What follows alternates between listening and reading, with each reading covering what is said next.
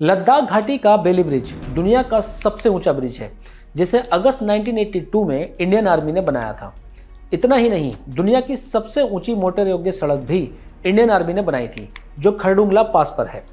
आज पूरा भारत भारतीय सेना दिवस की 75वीं सालगिरह मना रहा है, लेकिन शायद आपको पता हो कि साल 1776 में कलकत्ता में ईस्ट इंडिया कंपनी की सरकार के तहत भारतीय सेना का गठन हुआ था और आज हमारी ये सेना रेगिस्तान से लेकर -60 डिग्री से कम टेम्परेचर वाले बर्फीले सियाचिन ग्लेशियर में सर्विस दे रहे हैं। बर्फ से जुड़ी गेम्स के लिए वर्ल्ड स्नो डे भी आज मनाया जा रहा है।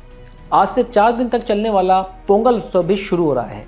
माना जाता है कि यह त्योहार कम से कम 2000 साल पुराना है, जिसे पुराने समय में थाई निरादल के नाम से भी जाना जाता था।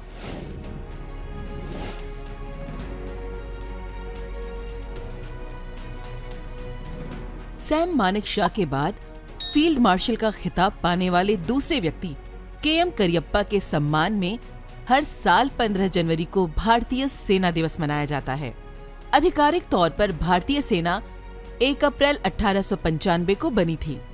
भारत की आजादी के बाद से 14 जनवरी 1949 तक भारतीय सेना की कमान अंग्रेज commander general Roy Francis butcher के पास थी और 15 जनवरी 1949 को फील्ड मार्शल के.एम. करियप्पा स्वतंत्र भारत के पहले भारतीय सेना प्रमुख बने थे और इसीलिए सेना की कमान भारत के हाथों में आने के कारण ही 15 जनवरी को सेना दिवस मनाया जाता है। आजादी के समय भारतीय सेना में लगभग 2 लाख सैनिक थे और आज ये संख्या लगभग 13.5 लाख तक पहुंच गई है। ग्लोबल फायर पावर इंडेक्स 2017 के अनुसार भारत की सेना को दुनिया की चौथी सबसे मजबूत सेना माना जाता है। इंडियन आर्मी के 53 कैंटोनमेंट्स और आर्मी बेस हैं, जिनके जरिए देश की आर्मी गर्मी, सर्दी और बर्फीले तूफानों से लड़ते हुए देश की सेवा कर रही है।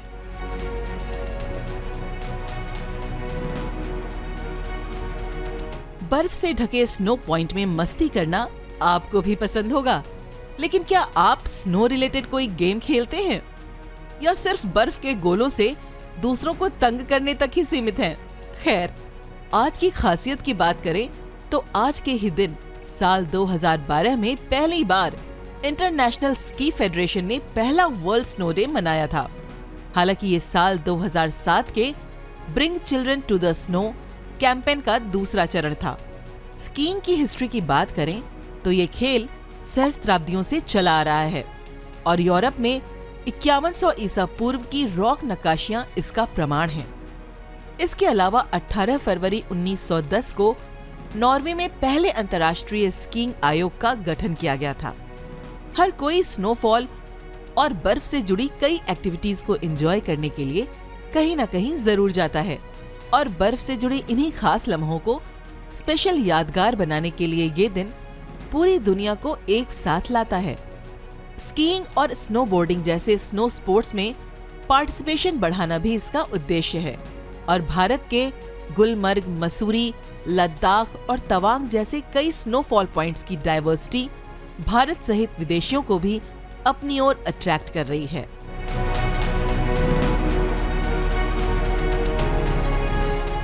भारत का डाइवर्स कल्चर ही इसकी पहचान है। साउथ इंडिया और खासकर तमिल लोग आज से थाई महीने के आगाज पर पोंगल सेलिब्रेट कर रहे हैं। उत्तरायण की शुरुआत के प्रतीक इस त्योहार का पोंगल शब्द तमिल साहित्य से लिया गया है, जिसका मतलब है उबालना। आज इस त्योहार का पहला दिन है, जिसे भोगी उत्सव कहा जाता है।